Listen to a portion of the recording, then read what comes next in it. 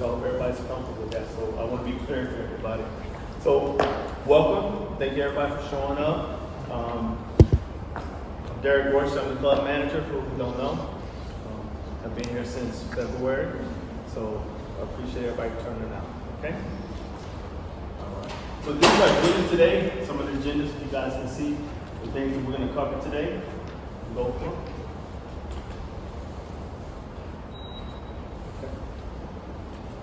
All right.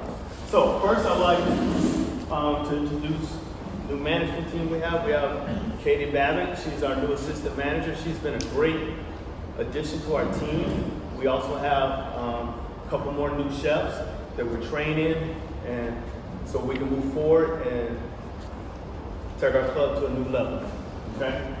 So we're back. So as everybody know, we closed for COVID. There was some, but we're back. We're back full, we're strong, we're slowly getting there to where we need to be, back to normal. It's gonna take time, but we're back. We have the new food curbside pickup on Monday, Wednesday, and Friday. We have the food truck. We have new breakfast at Community Commons. And right now we also have, like, for Wednesday, we have Wingman Wednesday, which is really doing good. And we have Friday also open for bar for right now, okay? One thing also I want everybody to understand, like our new menu offerings, we changed a couple things, like we have fresh burger, okay? Right now everybody's loving it, it's really good. We're trying to go to that homemade, fresh, good taste. Okay? So our burgers are homemade now, and not pre-made. And we also, for the food truck, we offer a new menu. We have a new club, like Club 5-6 sandwich. We've just upgraded it to a new taste. Put a little tang to it, a little extras, take us to the next level, okay?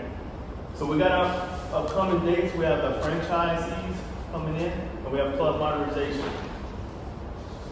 So I would like to talk about calling all squadron decor. Harlow's is on track to be renovated. So we would like for everybody to understand we are offering more heritage decor. So also we have a new machine in Arts and Crafts where we're offering for squadrons to come in. They have a table. They can put like their squadron logo. They can put this traditional things they would like to have on those tables. To get that feel in there, tradition, keep it going. It's the military. And you always want to have that decor and that feeling, tradition, because nobody wants that tradition to go away. Okay?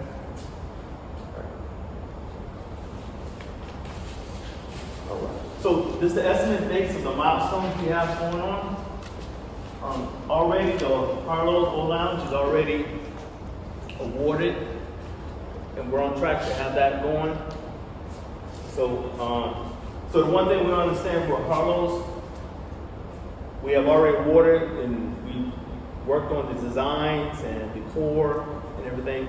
So what we're gonna do is wait for the company to make sure that they order all the furniture. We're trying to limit the time that we shut down Harlow's. Give it a time so we don't have to, take that away from all the airmen. So we're waiting for the furniture to come in, and then once the construction start, we're looking at October time frame. So we can start that, and then we're looking maybe a couple weeks up to a month of getting that done, okay? So we're on track. Also, around the November time frame, we have where the franchisees will come in, start their prep, and then around the December time frame, they will start doing start getting everything going so we can get the franchisees done. And we're looking hopefully around March time frame for that to be completed, and we can provide more services for the community. Okay? And then also we have the E-Lounge. We are trying to push to have that to go on time. As everybody knows, COVID happened, so funding is an impact.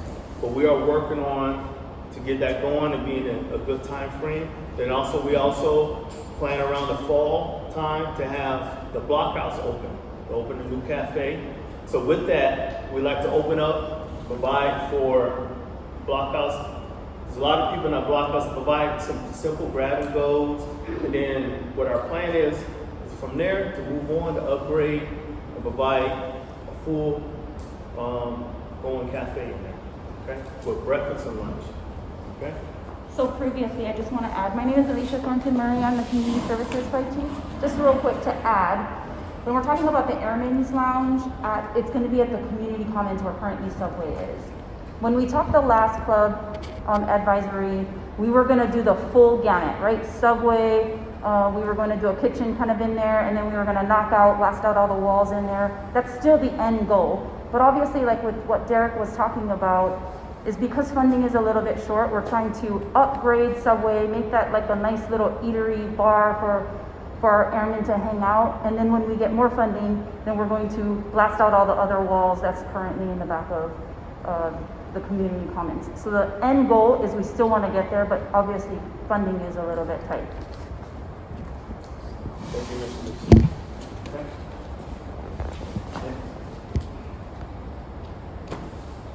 Okay, at a glance, this is our curbside pickup. Curbside, where everybody can order, there's a link. You can order at our Facebook. There's a link you can order Monday, Wednesday, Friday.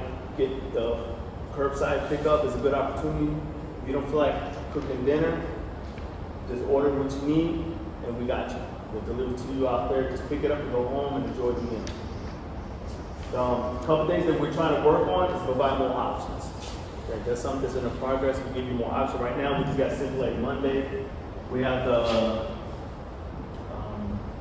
enchiladas. Wednesday, we have pasta. Friday, we have flank steak. So we're trying to give you more options for all those days that you can just give you some more choices and provide better for the community. So we're working on that. And also, we're working on with the link. When we change the menu, that's one of the glitches right now, that where it changes, and if you change the menu, but we're working on that so that way there's easier for everybody to order and get what you need. So this is a great opportunity to spread it out through the command. We're here for you. If you don't want to order food, dinner, we got you. You can order all the way from 4 o'clock to 5:30. We've been very flexible. If you need later, earlier, we got you. No problem at all. And on here, you can just point out the different options you want. And we're very flexible. We just want to make sure we take care of the community and understand that everybody, we got you. No matter what, we got you. So the way it's set up, this is the instructions for those that don't know. This is the instructions of how to get there. And what we're finding out is every single time we change every week, we found out that the link is new. So from a marketing perspective, it was a disaster. So we've talked with the services agency, and they were here last week. They're working with the company, so the link never changes, and it's easier for our airmen to just save it. It's really super simple. Whether you're a club member, you need to log in so that way you get your club member discount. And then if you're not a club member, you're gonna be able to just place your order. You can even put the time you wanna pick up, so that way it allows our staff to know when they need to kind of be prepared. And it's a really simple process. But we want to take advantage of this. And some of the feedback that we got from our airmen is they want more options. They just don't want enchiladas on Monday. Maybe they might want wings. So to make sure we're working with our new cooks to make sure that we can add a little bit more menu so it's easier for them to manage. Even that day, the link supposed to close at 10. We've been leaving it open if anybody wants to last minute decide, but we understand. You're at work that day, you might be tired, I don't feel like cooking. So we've been leaving the link open. So if anybody will order after 10 o'clock in the morning, we'll make sure that we provide for the community. Okay? So Vince, that wrap up. So we opened up the food truck in front of the club starting 8 May. Of course, that was the beginning where people start coming back to work and everything. So we provided the food truck up front so everybody can have at least option. And then we started providing the curbside on May 27th. And then we also had Brigadier General Schroeder, the immersion tour. So we started opening up events at the club. And we had the club was available for lunch. We did grab and go at first. And then also we had the Freedom Fest, which turned out really good. It it was a great opportunity for us to learn from that. That was our first outdoor event through this COVID time. So we had some lessons learned. It was a great turnout. Actually turned out a lot more than we thought. But it was a great turnout, and it was definitely some lessons learned for us for the future. So we're glad we definitely took some notes on that one. And right now in May we started presenting, hosting certain catering events. And of course, as everybody understands, we had to start slowly. We started doing just changing commands, just little events, just so we're starting to pick back up. As long as we follow, and when everybody understands, we're following public health guidelines. As you can see, like we have tables separated here, 4 people to the table, and we're following their guidelines so we can make sure we have, we're trying to make sure we have concern of everybody else's health and our staff at the same time. So we're definitely following that. So we're definitely getting busier. So I don't want people to feel they can't come to the club. We are open for events, as long as everybody's flexible to make sure they follow certain guidelines. And our caterer, Cindy, she's great. She can explain everything and we can work through it, okay? Also, like July, we had wedding orientation, we had B course graduation. For B course graduation, we provide the food truck out front, and everybody loved it, they enjoyed it. We provided drinks, we provided food. It was a really good turnout. Then we teamed up with the Homefront organization for back to school. There's a curbside pickup for back to school supplies and everything, and everybody really loved it. Big turnout, 300 plus, so that was a good event. And also our UFC, we had a lot of gifts, like $1,500 worth of free giveaways, speakers, iPods. We had a lot of good gifts to give away. People really enjoyed it. We have future UFC events coming up in September. Really good fights. I'm a UFC fan, so there's really some good events. So we want everybody to turn out for those. So upcoming events. So we like to try to, especially Wingman Wins is really good. So also with that, we want to try to implement trivia with that. So everybody come out, enjoy some wings, enjoy a beverage, and have some fun. So we want to implement that. So we'll be trying to implement that in September. So we need to provide for our community, not just our military, but also our retirees. We want to provide for the community. So we want to have that social hour. Because I know that with COVID, everybody understands things have changed. It really has. So we have to do things different. So we're going to be providing a social hour every month, the third Friday every month, free food. So everybody come out, just have a good time, enjoy your food, socialize, and go from there. Okay? We have Fall Fest coming up on 30 October. And then also we plan on having 12-5-6 Feud, hosted by your man, D. Roy. There we go. So we plan on, we're going to get the information out soon. We want the squads to have teams of 5, just like you see in Family Feud. We'll go from there. So the gift is, for the team who wins, it's $1,000. You split it up. Can't beat that. So we're looking forward to having that one. Then also our next club advisory will be 21 October. It's a good event for us to get feedback from everybody, because we implement things that come from club advisory. Everybody's the comment cards are made.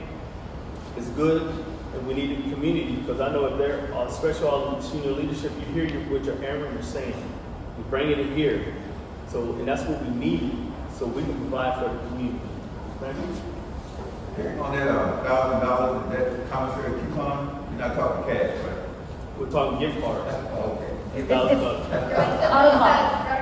of box. Huh? It's from out of box program. Oh, Yeah, okay. it's an out of the box program. Yeah. So come out, have some fun. I do my best. I'm not Steve Harvey, but I'll do the best I can. It's my favorite show to watch, so I think I'll do a decent job. I'll shave my head and everything. I'll go to mustache. I'm not out to get a little fake one, but I'll do my best, okay? I don't know if I can dress like him, because I don't have that money, okay? Yes, sir. Hey, is your trivia day, are there prizes on that? Yes, and we're working on that one. All right, and your social hour, is that starting in September? Yes, sir. Good.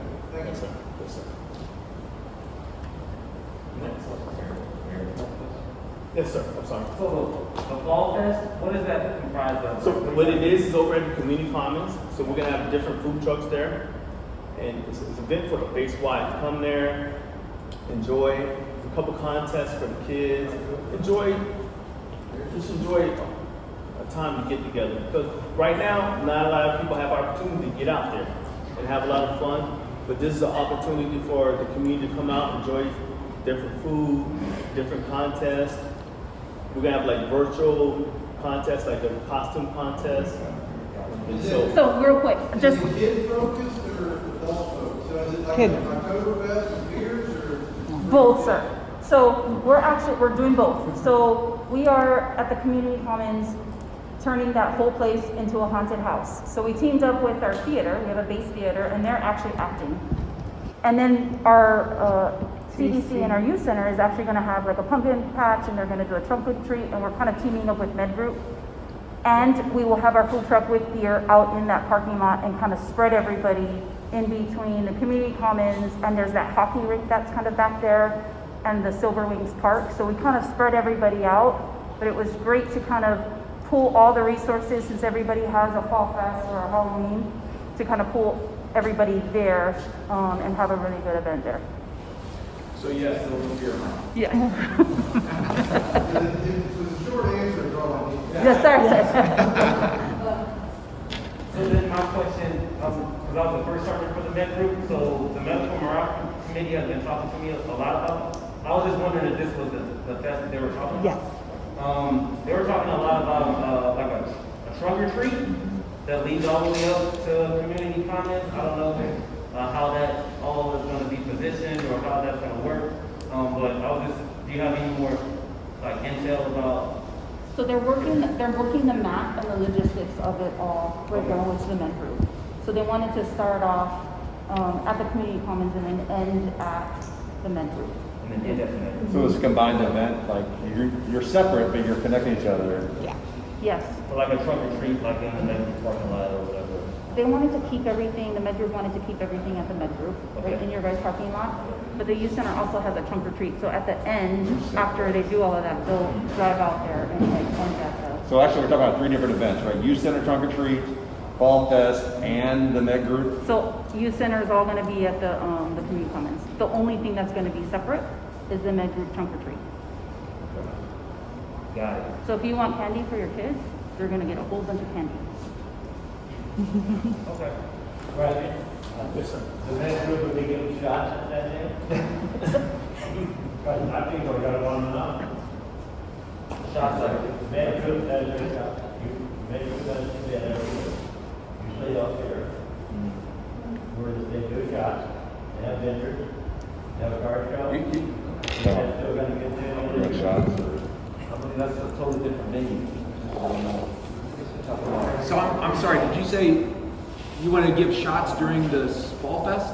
No, she's talking about the bedroom during the Fall Fest. Is it a time that you're gonna have the seniors come also and go to the bedroom for shots, or is that still gonna be something you're gonna hold here? I'm not tracking that at all. Separating that. Plenty. Yeah, I think that's totally different than what they're trying to do with the fall. Yeah, there have been times where we've done shots like the fire appreciation day, but that's different than this. Yeah, but most likely the way things are gone, we won't do a retiree appreciation. Okay, we're not gonna do shots at this. Okay. Is that a scheduled event anywhere along the line? Not that I'm aware of, sir. No, not that I'm aware of. Okay. If it comes up, you need to let me know so we can, we have 900 emails that we send out to people.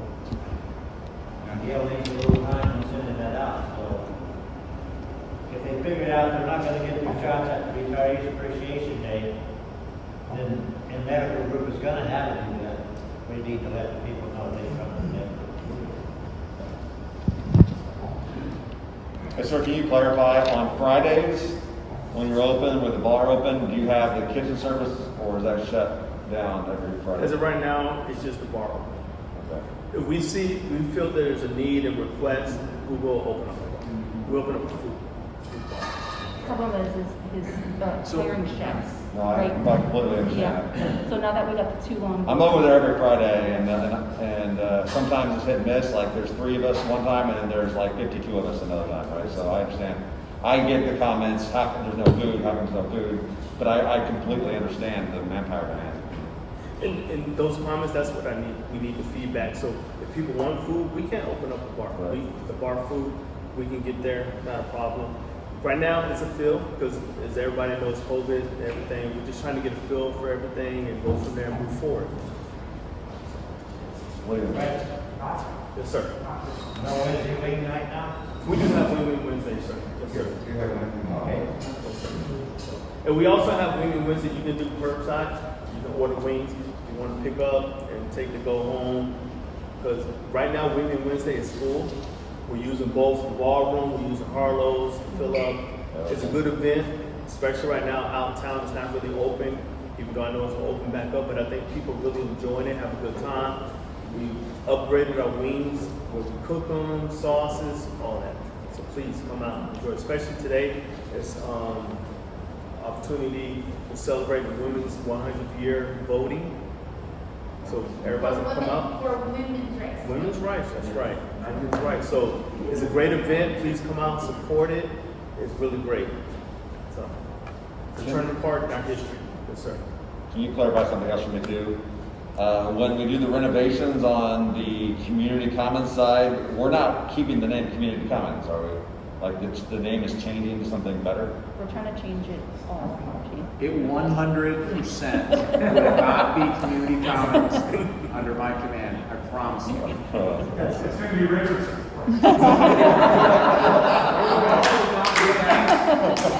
I think we can only name it for people who are no longer active duty, Andy Thompson. The guy who was in the fan camera, I'm sure we have maybe somewhere. Yes, no, we are going to walk through that process. Additionally, we have talked as we transition our lounges, from Harlow's and Zemke's. We're going to get after that memorialization in a righteous way, right? And because we have 3 ballrooms, we've had that conversation. For me, we hold B course graduations, eventually getting back to in-person ALS graduations in Harlow's, right? That's that main ballroom. So when you get that invite, that to me is memorialization. Every ALS graduation is held at our Harlow's ballroom, right? And the manner in which we do that on the walls, we work with Mr. Gassett in the Air Force Historian's office.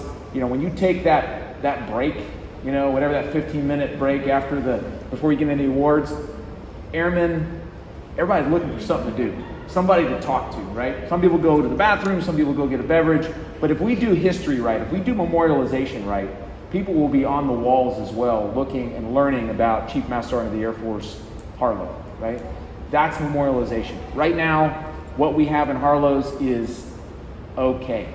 But when we have a UFC fight, when you show up on Wingman Wednesday and we bring the viewing screen down, you can't see anything, right?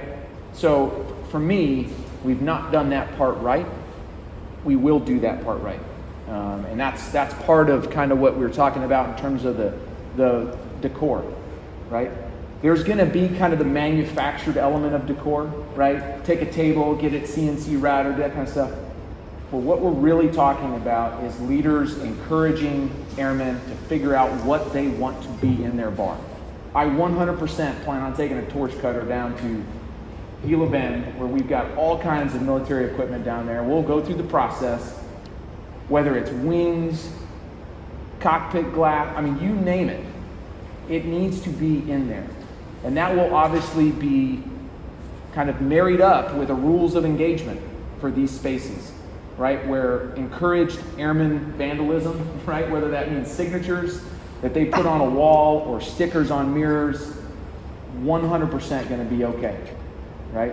Got to be polite, got to be professional. All that should go without saying, but it will be said at some point. But these airmen have got to feel like it's their own. And right now, we've got Land Shark signs and Bud Light. That doesn't mean jack, right? There's one unit, as you've heard me say at these meetings, there's only one unit on this installation that has anything in the bar right now. And it happens to be security forces, and it's like a piece of metal that was cut out and hung on the wall. That's not right. So That's part of that, and that has got to be owned by us, right? We'll do a better job at the advisory committee. You'll hear me say the same things at every meeting because I'm hopeful there's one person that hasn't heard it yet. But we're going to get PA to send out the message for the club advisory. I mean, we've got to max perform this opportunity right now. If it wasn't for COVID, we'd be talking about opening these things up here in about 2 or 3 months. And unfortunately, we're just not there. But that commitment, both from installation leadership as well as Air Force leadership, that $2.2 million, which was our food and beverage franchisee, all the way through the renovation of resiliency platform spaces, lounges, bars, etc. All that commitment still stands. So we just need people to kind of hold the line with us, stay engaged, be involved, and provide actionable feedback to the FSS. Like I said in stand-up, we got to challenge the hell out of this squadron. They're ready. If left to their own devices, they're just going to come up with their own ideas, and people will quibble on Facebook about why they don't have what they want. Just people need to engage in an active way, and that's what we're asking for. I am meeting with, I've got a phone call next week with one of the executives at AAFES, and we're going to talk about a bevy of things. One of them is Luke Eats, right? This is that Uber Eats essentially on base inside the wire, right? I don't care who gets the money, right? There's proprietary things that we need to work through on Popeyes, and I just want airmen to go one place and order anything on base and it be delivered to a parking spot somewhere near their AMU or the firehouse or something else. Curbside pickup's great. Some people prefer that. That's awesome. But if we needed any more reason, COVID might be that reason, so we can finally get through some of those proprietary lines that we've held on to for damn near a century. So we're working on that. Holiday season, that's something that senior leaders are talking about in terms of what that looks like. Holiday parties, etc. We'll see what the governor does as well, but that will be another opportunity for your club. Right now it is 50 people, unless it's approved and unless there are safety measures that are taken. So it can be more than 50. Senior NCO induction ceremony, we're going to be greater than 50. Public health has worked through that. But that is local federal withdrawn land jurisdiction, right? That's the wing commander who says you can do that.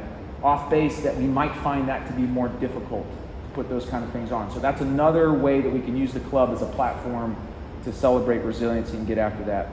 And then details matter, right? We owe you details. When we put things up on the slide, we're like, hey, we're going to do this, it's going to be great. We kind of need to know what it is we're doing, right?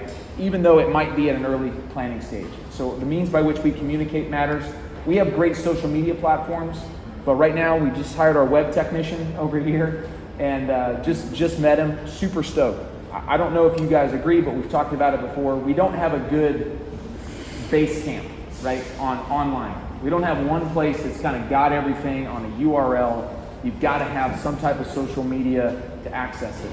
And depending on what your usage algorithm is, what we put on there may not pop up on your particular feed, right? So we've got to have a good kind of base camp to hub and spoke into the social media platforms, and that's what our web tech's going to do, and that aligns perfectly with club modernization writ large. The other thing that we'll talk about, this is the last thing I have, is last week, Services Center was here. We are the first and currently the only installation that has the new point of sale interface, which is a big deal. If you've ever gone and ordered a beer or anything from Mebong, I order a double Jack and Coke every time I walk in there. And it's like 30 touches to get a double Jack and Coke, right? Which means that people start stacking up like cordwood behind, right? We're gonna address kind of the human system interface piece. In the new bar, Mebong will be facing us, right? As opposed to facing away. But now, double Jack and Coke is like 2 buttons, just like it would be off base. So we're modernizing kind of the backbone and getting after the efficiency piece, which is maybe arguably less sexy than the other things that we've talked about, but it's absolutely integral. We can't have a bar that looks awesome and then people be 40 deep trying to wait to get a beverage. So a lot of those things are going on behind the scenes that we don't really talk about, but I think are important. So anyways, really appreciate everybody being here, and open it up to the floor to comments and questions.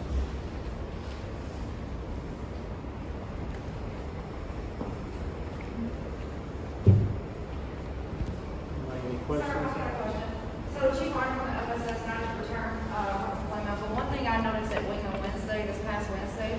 was, we're still stuck in a standard of only 4 people to a table, and that's not conducive to our environment, right? So you got, I don't know, 5, 6, 10 maintainers that want to sit together. You got security forces wants to group us together. And so I spent my time here last week breaking people up. But it doesn't make sense because they work together all day long and then they come to a club where we want people to come, but then they're discouraged to come. So how do we kind of meet that? I mean, I can go off base and sit with 10 people at a table and not have to wear my mask if I'm not actively eating or drinking. How do we bring that back to here to encourage people to come here? Yeah, no, that's super fair. I mean, we need to continue our engagement with public health in that regard. Look, I have this conversation all the time. In the mission support group, if I'm in a meeting with 3 or 4 people and we're sitting around, I go, man, if only we had a menu and drinks, we could have our masks off. I mean, you know, you're right. There's a degree of common sense. I would argue in here, really, there's no reason for us to have our masks on right now. Given what we understand, but people are more than welcome to do that. So we'll take that. I'll talk to Colonel Lamar and Major Sanders and his team and figure out what looks right. We're also limited somewhat on our space, but we have the entire facility that we can use, right? And we can come up with any table or chair configuration that is righteous, right? That is safe, but also gets after, I think, what your point is. So yeah, it's a fair point, and we've learned a lot in the last 6 months, but we don't have it right.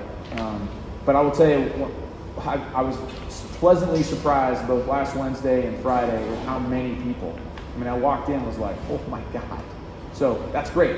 NAF Council, you know, our revenue is way up here since we've really started opening, and that's going to give us some space to get after some things, which is a good news story. So I'll take that as an action item, and I'll work with medical group, and we'll figure that out. Yeah. Sorry, Will, if I go, Chief Arnold's comment, I got some feedback about this great Davenport open, and people want to come, and they were getting chased away from it. And so if we have this social policing approach, any encouragement that, you know, any groundswell we're creating could get tamped down through our behaviors. So I agree. I do think it's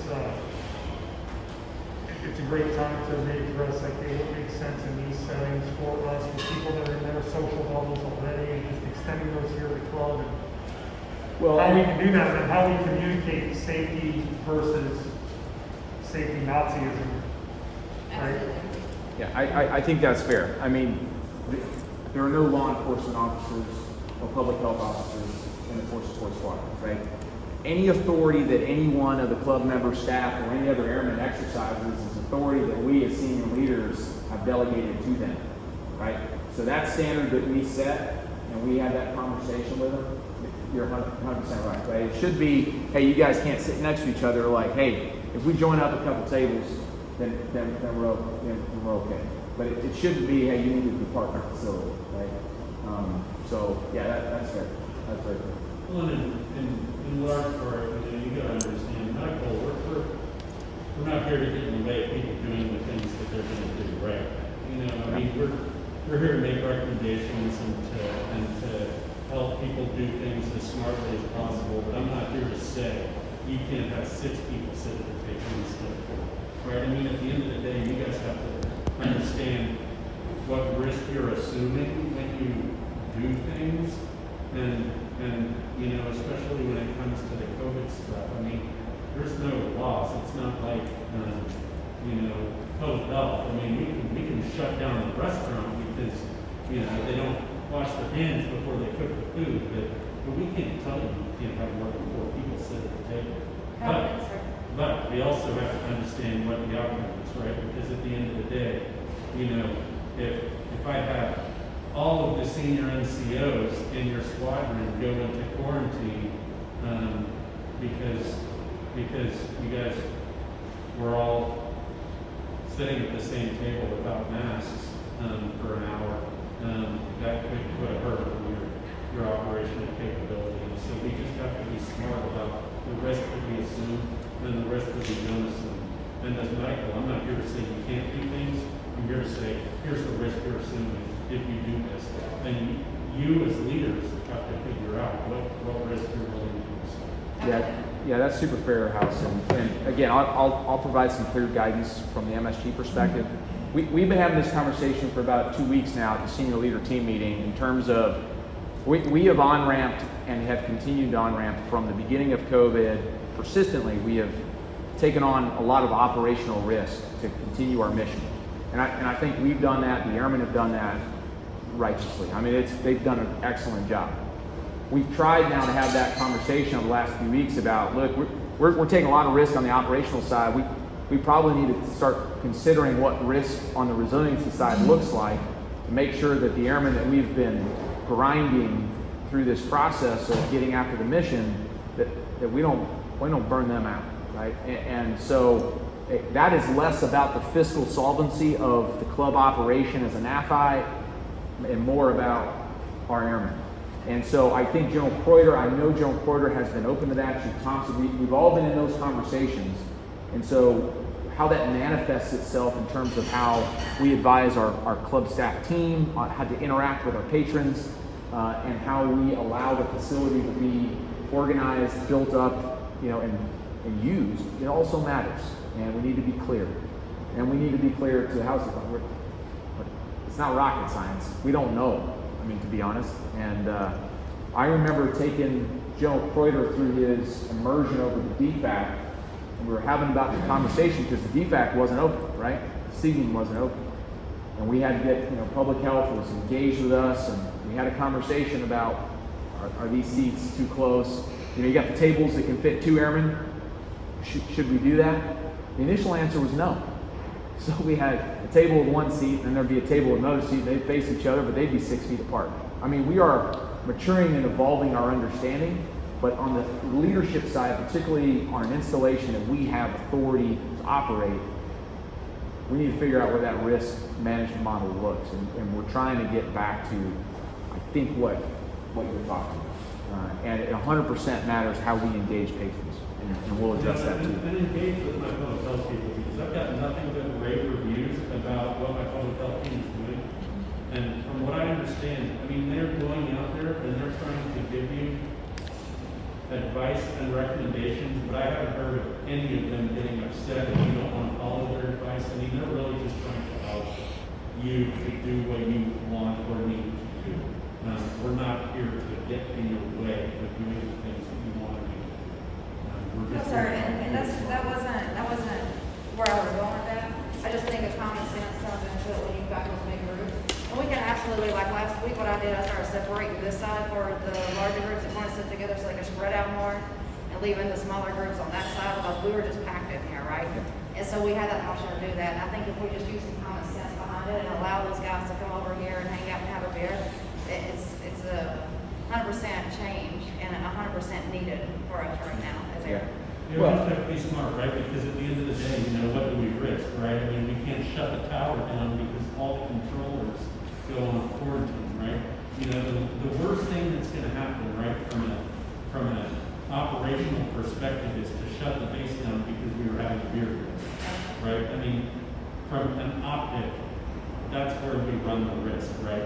And how many is too many, right? We shut all the gates down because all the cops are in quarantine because they all were hanging out with us, right? I mean, that's a risk that we could take, but maybe it's not the smartest. And so figuring out that balance isn't my decision. But those are the kinds of things that, as a chief or as a group commander, or as a squadron commander, we've got to be thinking about, right? Because I don't want to get in the way of people being able to do fun things. I just want to make sure that we're doing it smart so that we don't drive the mission to the ground as we do. Absolutely. Yeah, good input. Thank you. I've got some to-dos. Right, good information there. So, right, we have a website where you can go and look at menus, and we got a Facebook, look events. We got a phone number where you can call in. And this is the point of contact. Myself, Katie, and our catering, Cynthia Hazard, and you've been point of contact for anything pertaining to the club. I already did the open discussion, but does anybody else have any other inputs or questions or? I'll just start one thing. I know you guys' walk hours are pretty busy already, but there is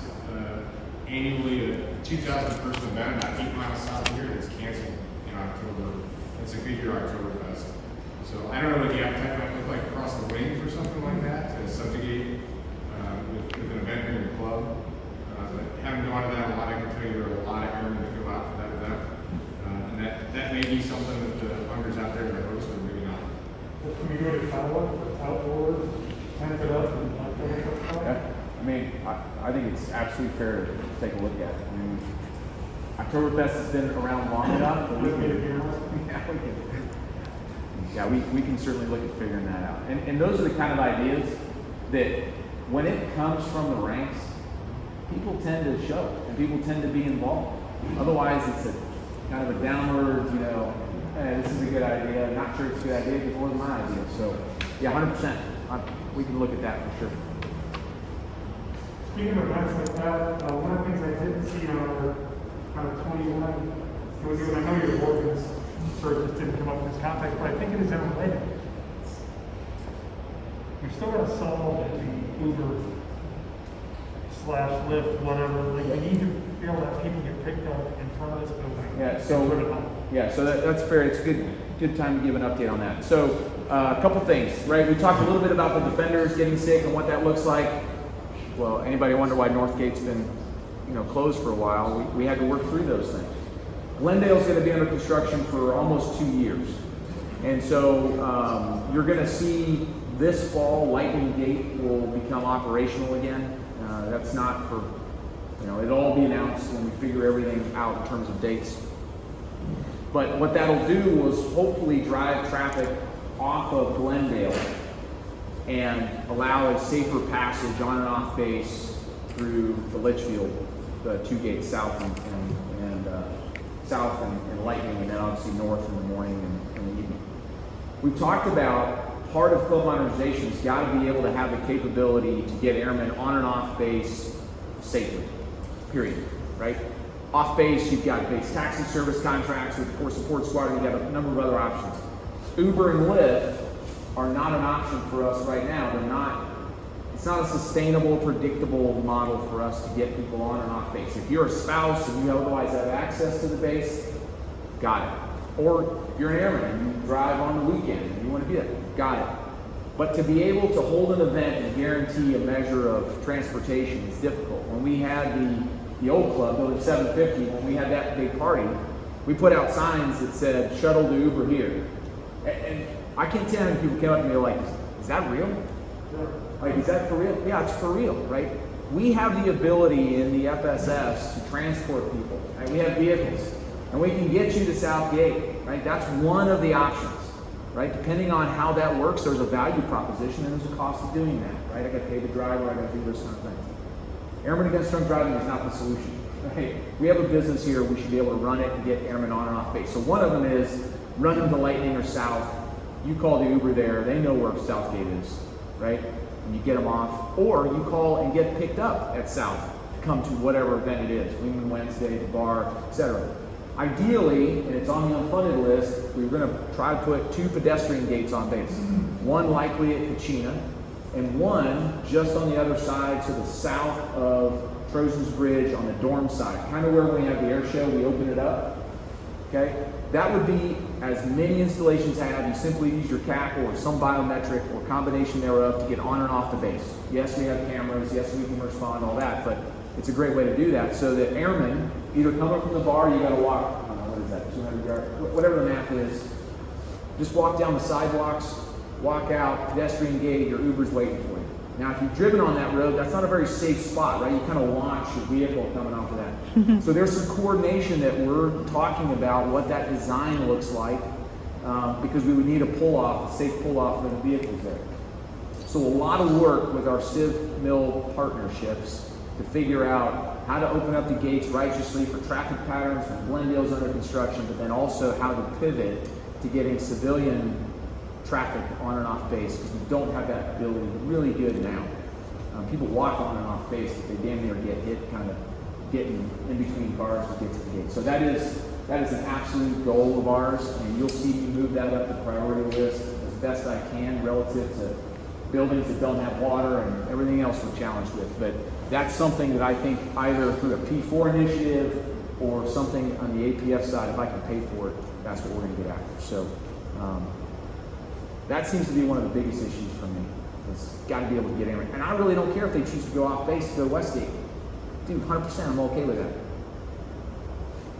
If we provide that service, I'm convinced, and we build the right environment, and we have the right leadership support, and the right leader, and the right programming, people will come to the club, and they will enjoy it, right? So we've got work to do, but that's a great point. All right, I think the food's getting cold. So today, we have a treat for you. We have these are items that the new items we'd like for you guys to taste, test it, give us an honest feedback. That's only how we can grow. Our chefs are working very diligently to get our food quality up where it needs to be. So we have different things. We have a Hawaiian chicken wrap, Italian hoagie, a hummus wrap, a ribeye steak sandwich, Cuban sandwich, and we have a few more items that you can taste. Please enjoy it. If you need a to-go box, you want to take it with you, that's fine. We have plenty of food. We just want everybody at least to give us your honest feedback. We all have thick skin. It's only what's going to help us get to the next level. And definitely, we are putting in the work to take us to the next level, to the food quality in this club. Trust me. Food is my passion, and trust me, I love it. So we just need some good, honest feedback. It's great. Can you put this on there? How you try this? Anything. We would love to have honest feedback, please. Okay? So, anything else? I have one more. Yes, sir. At the last meeting we were at, I brought up that we sat there and we talked about what's good for the airmen. We have no representation of the airmen here.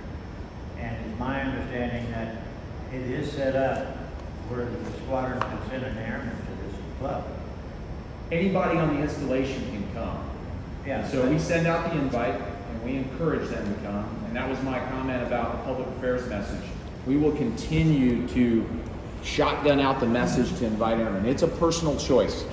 You know, as commanders, you've got the medical group commander, the maintenance group commander, and the mission support group commander here, and you've got a representative from the ops group. You have every command echelon here, plus the wing command chief. So it's our role to communicate to them the opportunity. You know, they're not working. There's no idle hands on the installation. So they all need to know that the opportunity exists. They need to find that there's value in their attendance, which is why we have to deliver on whether it's menus or programming or facilities. But nobody is being held from coming here. And so it is one of our passions to make sure that this continues. Because prior to a year ago, we hadn't had a club advisory meeting at all for years. So it is something that we're working on. We've got first sergeant representatives here. It is a passion of ours to make sure that people know that this is their club, for sure. Yeah, well, my thought was that the first sergeants know their people. They'll pick one or two people that could communicate back to the guys on the flight line or at the hospital or something as to what's actually going on. They're not going to come up and ask any of you guys a question about that at the meeting. And you're not going to get the regular airmen to come into this meeting, to come in the office. So if it's a signed thing, I'm not sure about that. I don't know about that. But well, okay, I'm just going by feedback and feelings. First, I think we'll take it to the first sergeant fire group and the first sergeant council. Correct. We have any president here, and we'll talk a little bit to superintendents, because it's always easy to, you know, a bunch of us were raised on some NCO grabbing us by the ear and saying, come on, come with me to X. And that's something we can do better about. I gotta tell you, frankly, I'm failing at that. As I juggle my complex schedule, I'm showing up here at the last second and without an airman. So we can try to do better at that. I think it's good feedback for us, and we'll communicate that out to the force, and we'll see if we can make, I mean, this is already, right, we continue to be a better and better event every time, and I'm confident it's gonna get better. To piggyback on what she was saying, sir, you bring up an excellent point. I saw the representation from the middle tier or airman tier. And I think one of the things that I really want to get after is how we get to the league meetings to let them know that these meetings are happening. How do we get to 5-6 meetings to let them know that these meetings are happening? And that's something that I personally will go and try to make sure that that gets accomplished. Now, if they show that, that's up to them and their councils, but they will know about these meetings, and we will encourage them to come out. And I think they will if they, Ms. if Alicia? the tickets. Yes, sir. This would be a great topic to add to the monthly private board meetings, and then we'll cover everything. Copy, sir. Yes. Thank you. I would say I'll take that, but since Dan will probably be the next one, I'd ask that you take it. Will do. So I know you had a couple action items, like that would be my action item. I will 100% track that. Well, I was aiming at you, Yeah, I know. and I'm gonna hold you accountable. Yes, I hope, I appreciate that. Thank you. All right. Any other feedback? Go eat.